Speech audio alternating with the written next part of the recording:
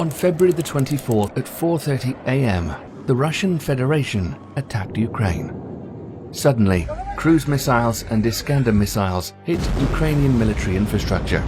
At the same time, Russian troops, numbering approximately 150,000 people, launched an invasion from the territory of Russia, Belarus, and the DPR and LPR and the occupied Crimea. Russia's plan was that the southern grouping of troops advancing from the Crimea captures all southern regions: Kherson, Odessa, Nikolaev. They also moved towards Zaporozhye with access to the city of Pavlograd. At the same time, a group of troops is moving towards them, the task of which is to capture Kharkov, and further move towards Pavlograd through the cities of Izum and Lozovaya. As a result, the entire Ukrainian grouping of troops in the Donbass, which is about 70% of all armed forces of Ukraine, would be surrounded. Another grouping of Russian troops moved through Sumy and Chernihiv toward Kiev. At the same time, Russian troops landed in Gostomel, which is located just 15 kilometers from Kiev, and where a large military airfield is located. The goal is to capture the airfield, quickly transfer large military units there, as Russia did recently in Kazakhstan, and attack the Ukrainian capital from there. Huge superiority in tanks, guns, aircraft, helicopters, ships, and simply an overwhelming advantage in modern high-precision weapon systems would seem to guarantee Russia a quick success, a blitzkrieg. According to the Kremlin's calculations, the war was supposed to end in a week at maximum. In addition, Putin's army had considerable experience in conducting military operations acquired in Georgia and Syria. Officers and soldiers knew how to kill effectively, and his generals knew how to plan and attack. But unexpectedly for the Russian army, from the first hours of the attack, everything did not go according to plan. The Ukrainian troops, quickly recovering from the unexpected attack, began to offer fierce resistance. At the end of the day on February the 24th, 2022, the battle map looked like this. Russian troops managed to block Sumy and Cherkasy, made an attempt to surround Kharkov, entered Kherson, and began fighting near Kiev, with the forces landed in Gostomel. Looking ahead, let's say that this was the maximum success that Russian troops could achieve. Their invasion began to slow down rapidly after this. On February the 25th and 26th, intense battles continued in the indicated directions. By the end of February 26th, the offensive of the Russian troops was stopped at the line of Borodyanka, Bucha, Vyshhorod. Ukrainian troops could hold Gostomel, despite the fact that Russian command sent reinforcements to help the landing force.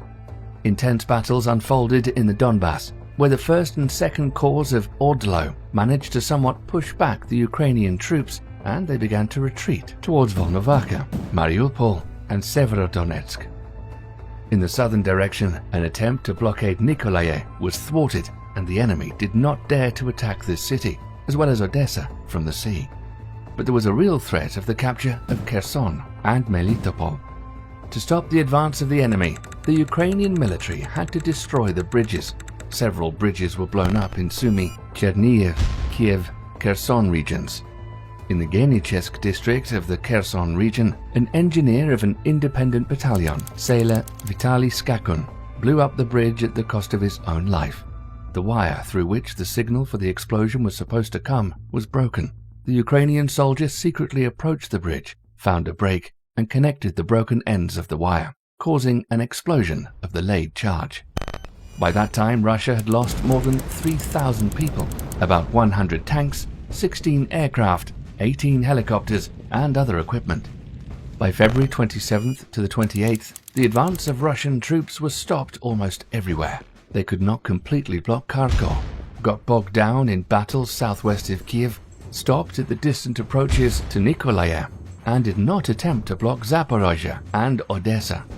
Ukrainian troops, not having sufficient forces to fight on a solid front, create powerful centers of resistance in which Russian troops get stuck, lose mobility, and suffer heavy losses when trying to attack.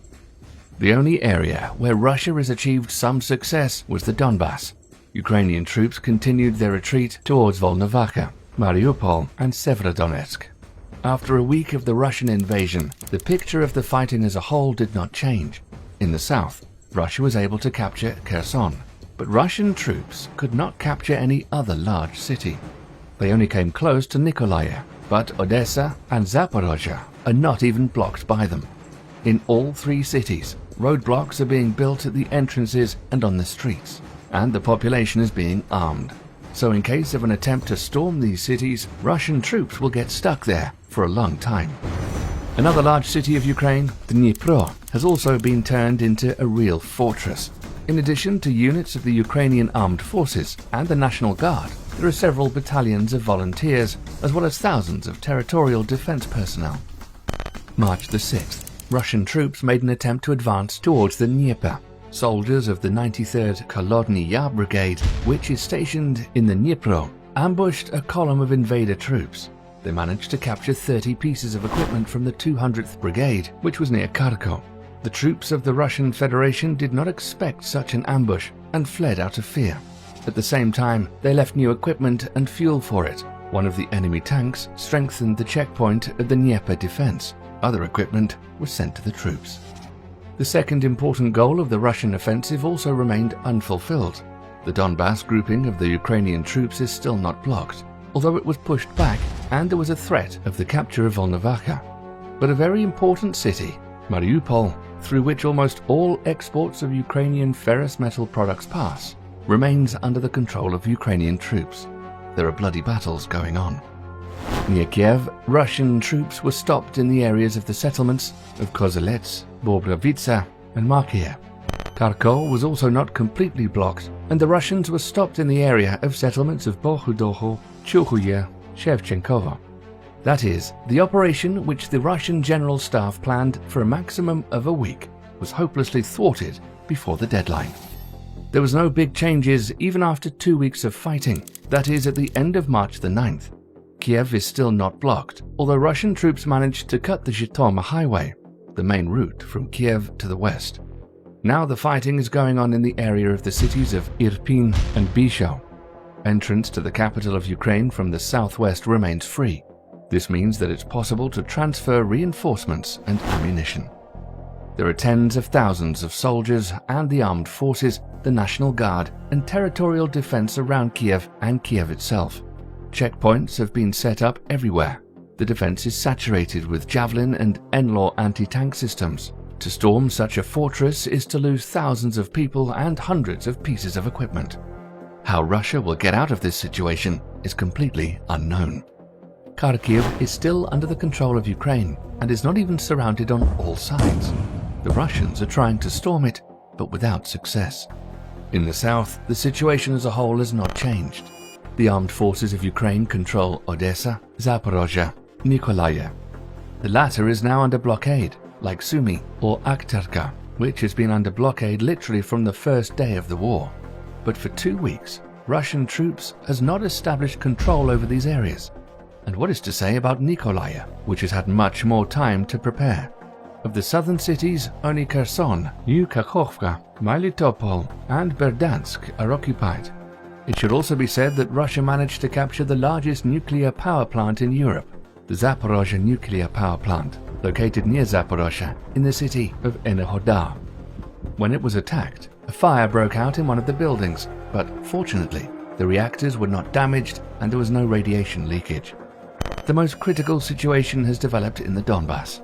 Bypassing Wolipole from the south and Izum from the north, Russian troops practically closed the ring around the Donbass grouping of Ukrainian troops. The Ukrainian command does not withdraw them from the resulting cauldron, and it understands that by doing so, it will release a significant number of Russian troops that can be transferred to Kiev. Fierce battles unfolded for Mariupol, which was completely surrounded. The National Regiment Azov, several units of the Armed Forces of Ukraine, and the Regiment of the National Guard were locked in.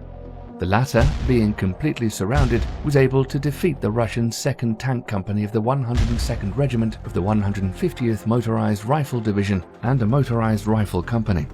The Regiment of the National Guard accomplished this amazing feat, fighting for a week in complete encirclement against superior forces of Russian troops, aviation and artillery under heavy fire in the most difficult conditions, without light, heat and water, which Russian troops destroyed throughout the city. Unfortunately, having received an unexpected rebuff, Russian troops began to hit civilians and civilian infrastructure, hoping to create panic and sow chaos in settlements so that they could be captured more easily. Hundreds of women and children have already died. Airstrikes are targeting schools, residential buildings, and kindergartens. A blow was dealt to the Mariupol Children's Hospital and Maternity Hospital. 3 people died. Dozens were injured. But in general, we can say Russia is tightly bogged down in Ukraine. Blitzkrieg broke, and the war went into a protracted stage. This failure can be attributed to several reasons. The most important thing, of course, is the courage and skill of the Ukrainian troops. Compare the Afghan and Ukrainian armies. According to the Pentagon, $83 billion were invested in the first one, and it was literally destroyed within a week by the Taliban, which had neither aviation nor a large amount of heavy equipment. Many times less was invested in the Ukrainian army, and it was successfully fighting the army, which officially ranks 2 to 3 in the ranking of the best armies in the world and massively uses the most modern military equipment. This once again confirms the truth. The main thing in war is not technology, but the person who uses it. The second factor is logistical problems in the Russian army. As they move deeper into the Ukrainian territory, their communications are stretched, which, moreover, are skillfully and actively attacked by Ukrainian troops. In addition, the Russian army is experiencing great difficulties in replenishing ammunition and fuel, and because of this, Ukrainian troops have seized abandoned equipment several times. The third problem is technical breakdowns. Russian military equipment turned out to be not as reliable as it was advertised by the Russian authorities, at least the equipment with which the Russian army is fighting, and not the one that's exported. Accordingly, this may indicate possible corruption, both in the Russian army and in the highest echelons of power in Russia in general, on which hundreds of billions of dollars are spent annually. All these factors had a demoralizing effect on Russian soldiers. Often during a clash, they retreated in panic, abandoning their equipment and surrendered. Captured Russian soldiers during interrogations show that their command was hiding the fact that they would invade Ukraine. They were given food only for 3 days. This is the time period for which Putin's generals planned to complete this military campaign. Soon, Russian soldiers began to starve and, because of this, rampaged. They robbed supermarkets, raided houses in search of food, and even stole chickens. As of March the 10th, fighting is taking place only in eastern Ukraine. But there's also the West. What can be done there? Western sanctions threaten to bring down its economy. Coffins with dead Russian soldiers are coming from Ukraine. According to preliminary data, more than 12,000 Russians died in 2 weeks of fighting. The prolongation of hostilities threatens to provoke social protest. In this situation, Putin will certainly try to somehow negotiate with Zelensky in order to get out of the war and save face. 4 rounds of negotiations have already taken place, as well as a meeting of the foreign ministries of Russia and Ukraine. But the demands of the Russians are unacceptable for the Ukrainians. The parties fail to reach an agreement, except for humanitarian corridors through which the civilian population is withdrawn from cities that are being shelled by Russian troops. We predict that after several such fruitless battles for the Russians, they will become more accommodating and make concessions. But is Ukraine going to be so accommodating? For them, the most reasonable outcome is the withdrawal of all Russian troops, including from Donetsk, Lugansk, and Crimea, and restoration of the infrastructure at the expense of the assets of the Central Bank of Russia confiscated by the West. How and when do you think the war will end? Write it in your comments. We wish the Ukrainians peace and a quick victory.